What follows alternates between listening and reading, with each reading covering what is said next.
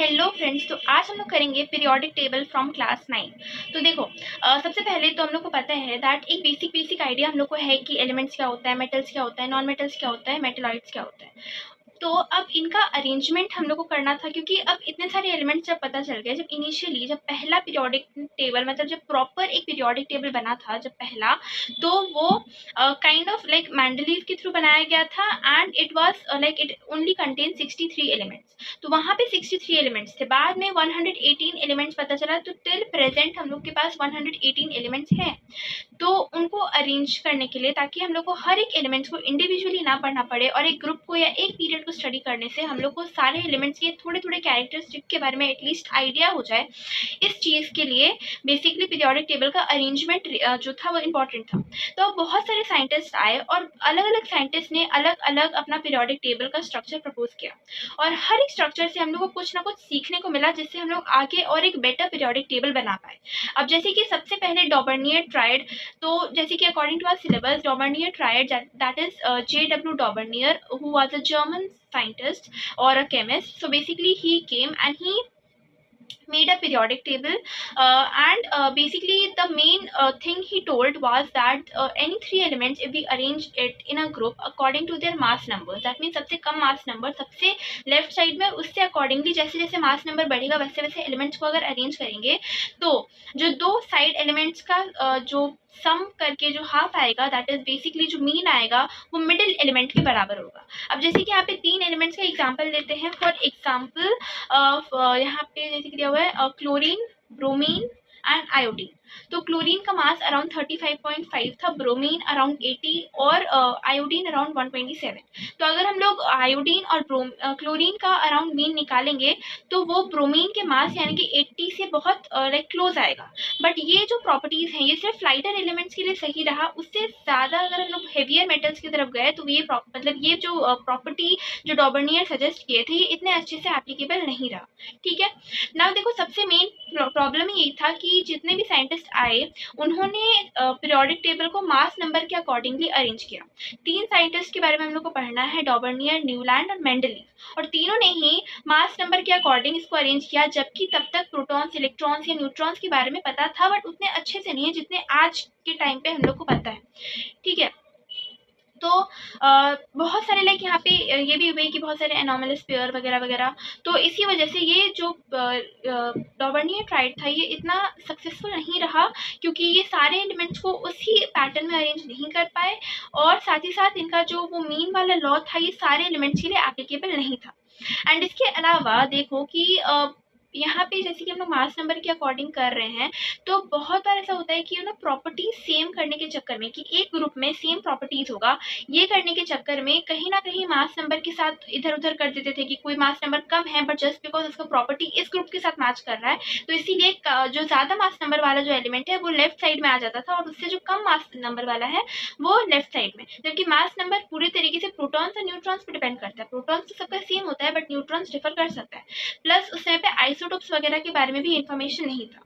इसके अलावा मतलब बेसिकली, लेकिन डॉबर्नियर पीरियड मतलब क्यों इंपॉर्टेंट रहा, वो इसीलिए क्योंकि इन्होंने एलिमेंट्स, मास नंबर और प्रॉपर्टीज का रिलेशन बताया, कि कहीं ना कहीं हम लोग जब एलिमेंट्स को अरेंज करते हैं तो उनकी प्रॉपर्टीज सिमिलर दिखते हैं। ठीक है, तो ये चीज डॉबर्नियर बताए। अब आते हैं न्यूलैंड लॉ ऑफ ऑक्टेव्स। तो न्यूलैंड लॉ ऑफ ऑक्टेव्स ने बताया कि हर एक एलिमेंट, जैसे कि सारे गामा पादा नीसा में हर एक एलिमेंट के बाद जो 8th नंबर एलिमेंट आता है उसका प्रॉपर्टीज फर्स्ट नंबर एलिमेंट से सेम होता है। तो ये जो पीरियोडिसिटी जो एक पीरियोडिक टेबल में एलिमेंट्स शो करते हैं, उन्होंने ये चीज बताया। अब ये चीज बहुत ऑब्वियस था, और ये आज के पीरियोडिक टेबल में भी है, क्योंकि हर बार, क्योंकि हम लोग को पता है ऑक्टेट रूल के हिसाब से लास्ट शेल में 8 इलेक्ट्रॉन्स हो सकते हैं, तो उसी बेसिकली प्रोसेस को फॉलो करते हुए हर बार, क्योंकि वैलेंसी सेम हो जाता था, तो वो जो 8th एलिमेंट है उसके पास भी 1 वैलेंस इलेक्ट्रॉन बचते थे, और इसीलिए वो उसके पहले जो यानी कि पिछले जो 8 वाला था, पिछले 8th वाले एलिमेंट से सिमिलर था। ठीक है, तो ये जो प्रॉपर्टी है ये उन्होंने बताया, और इन्होंने पीरियोडिसिटी जैसा एक जो इम्पोर्टेंट कॉन्सेप्ट है इसका एक हिंट दिया कि एलिमेंट्स के पास पीरियोडिसिटी होता है जो कि सर्टेन प्रॉपर्टीज की वजह से रिपीट हो रहा है, ठीक है। बट इसमें क्या क्या मेरिट्स था वो ये, क्योंकि इन्होंने फिर से लाइक मास नंबर के अकॉर्डिंग किया, और ये जो प्रॉपर्टी वाला सिस्टम था ये हर बार और हर हैवी मेटल्स के लिए एप्लीकेबल नहीं हुआ। सेकेंडली जो बेसिकली ये लाइटर एलिमेंट्स, मतलब वही जो सेम चीज़ हम बोले कि लाइटर एलिमेंट्स के लिए जैसे लिथियम सोडियम के लिए ठीक चला, बट हेवियर के लिए नहीं चला। इसके अलावा For the first time, it was shown that there was a distinct periodicity in the properties of elements. यानी कि पहली बार ऐसा देखा गया कि एक अलग तरीके का एक पीरियोडिसिटी चल रहा है। तो कहीं ना कहीं ये अच्छा ही रहा, क्योंकि इससे एक आइडिया मिला कि कहीं ना कहीं मास नंबर, एलिमेंट्स या एटॉमिक नंबर का कॉन्सेप्ट हालांकि उस समय तक नहीं आया था, बट स्टिल कहीं ना कहीं इनमें कोई ना कोई रिलेशन है और एलिमेंट्स पीरियोडिसिटी शो करते हैं, ठीक है। अब जिसकी पीरियोडिसिटी है क्या, ऐसे तो इसका प्रॉपर डेफिनेशन क्लास 10th में है, बट अभी जैसे कि हम लोग समझे तो periodicity is basically the repetition of certain properties में बी इट बी फिजिकल और chemical after a certain interval of elements. तो जैसे कि वैलेंस इलेक्ट्रॉन हो गया, ठीक है, या फिर property like high melting point, low melting point, या मेटेलिक कैरेक्टर्स, ये सब जो है कहीं ना कहीं पीरियोडिसिटी शो करते हैं कि सबसे पहले मेटल्स से शुरू हुआ, फिर बीच में जाते जाते नॉन मेटल्स और मेटेलॉइड्स, फाइनली नॉन मेटल्स, और लास्ट जो 18th ग्रुप है वो है noble gases. So you should be very clear about the periodic table and its structure. इसके बाद इनके लिए लाइक ये जो कॉन्सेप्ट इन्होंने दिया इसके लिए इनको नोबेल प्राइज मिला था। He was honoured, so he was even given prize for this contribution in the entire chemistry. But finally आए मेंडलीव। तो मेंडलीव का जो पीरियोडिक टेबल था ये काफ़ी सक्सेसफुल रहा, बिकॉज इन्होंने ऑलमोस्ट उस समय में जितने भी एलिमेंट्स प्रेजेंट थे 63 एलिमेंट्स सबको अरेंज कर दिया। बट इसमें हालांकि कुछ डिमेरिट्स भी थे, लाइक डेफिनेटली अच्छा एक चीज़ और कि ये जो लाइक मेंडलीव, ये जो लाइक न्यूलैंड का जो प्रॉपर्टीज है, न्यूलैंड का जो क्लासिफिकेशन था, तो लाइटर एलिमेंट्स के लिए चला और हैवियर एलिमेंट्स के लिए नहीं चला। तो हैवियर एलिमेंट्स के लिए नहीं चला ये इसका डीमेरिट है, बट लाइटर एलिमेंट्स के लिए चला ये इसका मेरिट है। पीरियोडिसिटी दिखा ये इसका मेरिट है, और ये प्रॉपर्टीज को रिलेट करता था ये इसका मेरिट है, ठीक है। So please don't get confused, because I think I may have said something बहुत clearly, maybe I have not said that time, so like just adjust it, okay.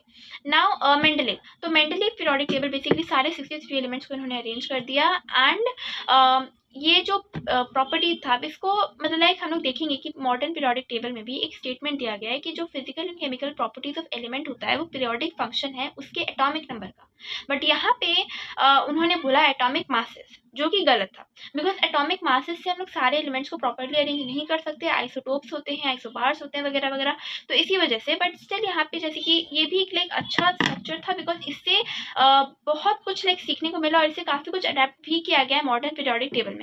सबसे बेस्ट चीज़ जो इनका था वो ये था कि इन्होंने पूरे के पूरे 63 एलिमेंट्स को सिर्फ 8 ग्रुप्स में और 6 पीरियड्स में डिवाइड कर दिया। तो अगर कोई इंसान सिर्फ एक ग्रुप के बारे में भी स्टडी कर ले तो उसको सारे एलिमेंट्स के बारे में ऑलमोस्ट थोड़ा बहुत जानकारी हो जाएगा, ठीक है। This was one of the merits of Mendeleev periodic table.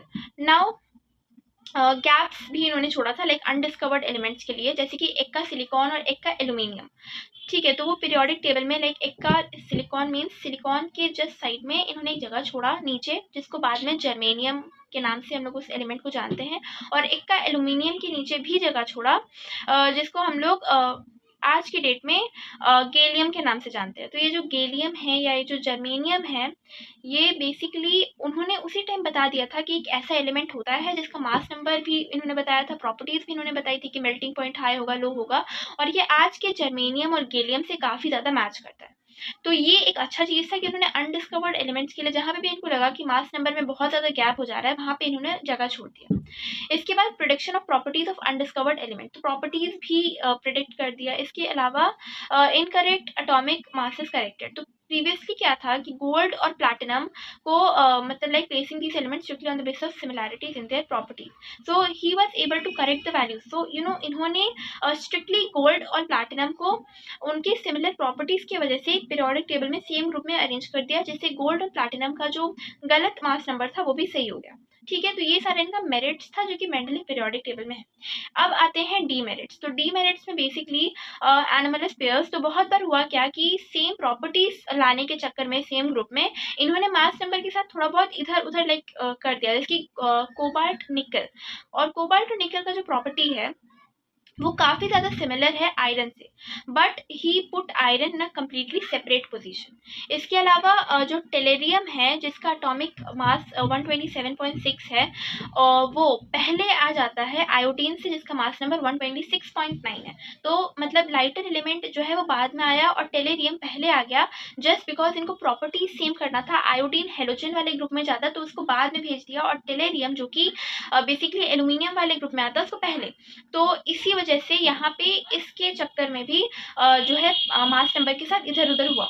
इसके बाद कोबाल्ट और निकल में भी सेम केस हुआ था कि cobalt with atomic number 58.9 precedes निकल विथ एटॉमिक नंबर 58.6, तो वो हेवियर मास नंबर वाला पहले आ गया। इसके अलावा argon with atomic number 39.9 precedes potassium with atomic number 39.1, तो ये इंपॉर्टेंट है। इसके अलावा पोजीशन ऑफ आइसोटोप्स, तो आइसोटोप्स का उस समय तक इन्फॉर्मेशन नहीं था। मास नंबर के अकॉर्डिंग अगर हम लोग अरेंज कर रहे हैं तो एक हाइड्रोजन का 3 अलग अलग छोटे छोटे भाई काइंड ऑफ होते हैं, तो वो प्रोटियम, ड्यूट्रियम, ट्रिटियम, ठीक है। तो इन सबका अलग अलग मास होता है। अब अगर हम लोग मास नंबर के अकॉर्डिंग इसको अरेंज करेंगे तो हम लोग को हाइड्रोजन के ही 3 आइसोटोप को अलग अलग जगह देना पड़ेगा। तो इसी वजह से एक तो यही था कि इसी वजह से पीरियोडिक टेबल को मास नंबर में अरेंज करने से यही प्रॉब्लम है कि एक ही एलिमेंट के अलग अलग आइसोटोप्स को हम लोग को अलग अलग पोजीशंस देना पड़ेगा। इसके अलावा केमिकली जो डिसिमिलर एलिमेंट्स थे उनको इन्होंने साथ में कर दिया, जैसे कि कॉपर और सिल्वर जो है वो बेसिकली एल्कली मेटल। अब डेफिनेटली कॉपर और सिल्वर का कोई लेना देना नहीं है सोडियम से, बट स्टिल इन्होंने उसको साथ में रख दिया। इसके अलावा separation of chemically similar elements, यानी कि यहाँ पे इनको सेपरेट कर दिया गया, जैसे कि I just give the example of elements are chemically similar, such like I just gave the example of gold and platinum. तो gold and platinum जो भी similar properties रखते थे उनको दूर दूर रख दिया गया। इलेक्ट्रॉन का अरेंजमेंट, तो it does not explain the electron arrangement of elements, यानी कि जैसे कि आज के डेट में हम लोग को इलेक्ट्रॉन अरेंजमेंट के बारे में पता चल जाता है ग्रुप से, ठीक है। लेकिन उस समय पे ऐसा कोई स्ट्रक्चर नहीं था कि हम लोग को इलेक्ट्रॉन अरेंजमेंट के बारे में पता चले। इसके अलावा पोजीशन ऑफ हाइड्रोजन, जो कि आज तक एक डीमेरिट है, बिकॉज पोजीशन ऑफ हाइड्रोजन को हम लोग आज तक सही जगह पे नहीं रख पाए हैं हाइड्रोजन को, बट ठीक है, ये भी एक डीमेरिट ही था कि हाइड्रोजन का कोई पर्टिकुलर पोजीशन नहीं आज तक पता नहीं चला कि उसको एल्कली मेटल के साथ रखना चाहिए या फिर हेलोजन के साथ। तो ये बेसिकली जितने भी पीरियोडिक टेबल आए जो इम्पोर्टेंट थे और जो सिलेबस में है उसके बारे में इंफॉर्मेशन। अब जो मॉडर्न पीरियोडिक टेबल था, finally modern periodic table Henry Moseley ने सजेस्ट किया, और इन्होंने कहा कि physical and chemical properties are basically the periodic functions of the atomic numbers, not the atomic masses. तो उसके बाद फिर यहाँ पे प्रॉपरली एटॉमिक नंबर्स के अकॉर्डिंग एलिमेंट्स को अरेंज किया गया। तो यहाँ पे आइसोटोप्स का समस्या नहीं है, आइसोटोप्स का प्रॉब्लम नहीं है कि हम लोग को अलग अलग एक ही एलिमेंट के अलग अलग आइसोटोप्स को अलग अलग रखना पड़ेगा। एक ही एलिमेंट है, आइसोटोप्स का भी प्रोटॉन का नंबर्स तो एक ही होता है, और एटॉमिक मासेस एटॉमिक नंबर्स क्या है, प्रोटॉन के नंबर्स। तो क्योंकि सारे एलिमेंट का अलग अलग एटॉमिक नंबर्स है, इसी वजह से आइसोटोप्स का प्रॉब्लम नहीं है। इसके अलावा एनोमलस पेयर्स नहीं बनेंगे, क्योंकि मास नंबर, क्योंकि प्रॉपर्टीज के हिसाब से हम लोग अरेंज नहीं कर रहे हैं ऑटोमेटिकली। जैसे कि हम लोग जैसे जैसे एटॉमिक नंबर्स को साथ में रखते जा रहे हैं, तो वैलेंसी, इलेक्ट्रॉनिक कॉन्फ़िगरेशन और नंबर ऑफ शेल्स बेसिकली उसके हिसाब से ही वो अपने आप प्रॉपर्टीज अरेंज होते जा रहे हैं।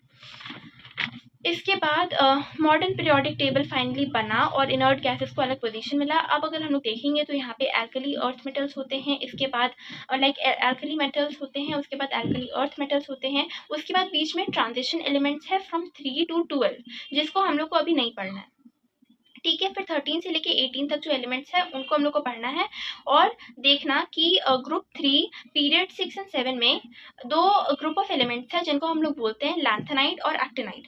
तो अब जैसे कि लैंथेनाइट और एक्टिनाइट सीरीज जो है वो बेसिकली लैंथेनाइट में 57 to 71 और एक्टिनाइट में 89 to 103 वो एलिमेंट्स है जो कि काफ़ी सिमिलर प्रॉपर्टीज शो करते थे आप एक दूसरे में। तो उनको सेम पोजिशन दे दिया गया, और नीचे जो है उसी को इनर ट्रांजिशन एलिमेंट्स बोल के एक अलग ग्रुप बनाया गया है, ताकि पीरियोडिक टेबल का जो इनिशियल बॉडी का जो स्ट्रक्चर है वो बिगड़े ना। अब बाकी यही सब है। अब इसके अलावा क्लास 10 में इसके बारे में लाइक एग्जैजरेट करके बताया गया है अबाउट पीरियोडिसिटी, कि कैसे जब हम लोग ग्रुप के नीचे जाते हैं या लेफ्ट टू राइट जाते हैं या क्रॉस द पीरियड जाते हैं या डाउन द ग्रुप जाते हैं, तो उस केस में पीरियोडिसिटी देखने को मिलता है कि जब भी हम लोग ग्रुप में डाउनवर्ड जाते हैं तो जो साइज है वो बैलेंस शेल के बढ़ने की वजह से बढ़ता है, और जब भी लेफ्ट टू राइट जाते हैं तो न्यूक्लियर एनर्जी बढ़ने की वजह से, क्योंकि शेल नंबर सेम होता है, यहाँ पे अगर एक शेल है तो वो पूरे पीरियड में एक ही शेल रहेगा जब तक एक इलेक्ट्रॉन 8 इलेक्ट्रॉन ना बन जाए, और 18th नंबर वाले ग्रुप में फाइनली 8 इलेक्ट्रॉन्स जब कंप्लीट हो जाएंगे बैलेंस शेल में तो वो वापस से दूसरे ग्रुप में आएगा। ठीक है, तो ये I hope you are getting it, because until and unless you will not get this concept कि कैसे एक शेल एक इलेक्ट्रॉन जो कि एलिमेंट लाइक ग्रुप 1 में है वो ग्रुप नंबर 18 तक जाते जाते 8 इलेक्ट्रॉन्स सिंगल शेल हो जाता है और दोबारा से दूसरा शेल बनता है ग्रुप नंबर लाइक ग्रुप 1 में ही बट पीरियड 2 में। और इसीलिए हमेशा ग्रुप नंबर्स वैलेंसी बताते हैं। जैसे कि अगर ग्रुप नंबर 14 है तो उसको हम लोग 10 से माइनस कर देंगे, दैट इज उसका जो वैलेंसी होगा वो 4 होगा। और पीरियड नंबर बैलेंस शेल बताते हैं, मतलब बेसिकली नंबर ऑफ शेल्स बताते हैं कि अगर पीरियड 3 में है तो इसका मतलब उसमें 3 शेल्स है। ठीक है, सिमिलरली जितने भी प्रॉपर्टीज है लाइक इसी हिसाब से वैरी करते हैं, वो चाहे मेटेलिक कैरेक्टर्स हो, क्योंकि जैसे जैसे हम लोग ग्रुप के नीचे आएंगे क्योंकि जो न्यूक्लियर चार्ज है वो तो लाइक बढ़ेगा बट उसके साथ साथ में एक वैलेंस शेल बढ़ते जाएगा डाउन द ग्रुप। तो क्योंकि वैलेंस शेल बढ़ रहा है तो एंड शेल में उतना फोर्स नहीं लग पाएगा, इसीलिए जैसे जैसे हम लोग नीचे आएंगे वैसे वैसे वैलेंस शेल के बढ़ने की वजह से या बोल लो एटॉमिक रेडियस बढ़ने की वजह से जो एंड शेल या जो वैलेंस इलेक्ट्रॉन्स है उस पर उतना फोर्स इनवर्ट नहीं लग पाएगा, जिसकी वजह से मेटालिक कैरेक्टर्स बढ़ेंगे क्योंकि जो एलिमेंट होगा वो बहुत जल्दी इलेक्ट्रॉन्स शेयर कर देगा। ठीक है, तो यही सारा कुछ प्रॉपर्टीज है जो कि हम लोग को बेसिकली याद रखना है, क्योंकि कोई भी एक ग्रुप ऑफ एलिमेंट्स देके हम लोग को पूछा जा सकता है कि इसको अरेंज करो on the basis of their metallic characters और on the basis of their like atomic radius. So I hope you have understood. अब जब क्लास 10th का like similar chapter periodic table का ही लाइक वीडियो बनाएंगे, उसमें इस पीरियोडिसिटी को डिटेल में डिस्कस करेंगे। For class 9 this was enough. एक क्वेश्चन है which you can answer in the comment section, that is which elements are used mostly to make catalyst and promoters। ठीक है, मतलब बेसिकली जितने भी हम एलिमेंट्स के बारे में बताए, alkali earth metal transition elements या फिर रिप्रेजेंटेटिव एलिमेंट्स या नोबल गैसेस, इनमें से कौन सा या किसका इस्तेमाल सबसे ज्यादा कैटलिस्ट या प्रमोटर बनाने में किया जाता है। ठीक है, write your answer in the comment section. Bye bye, thank you.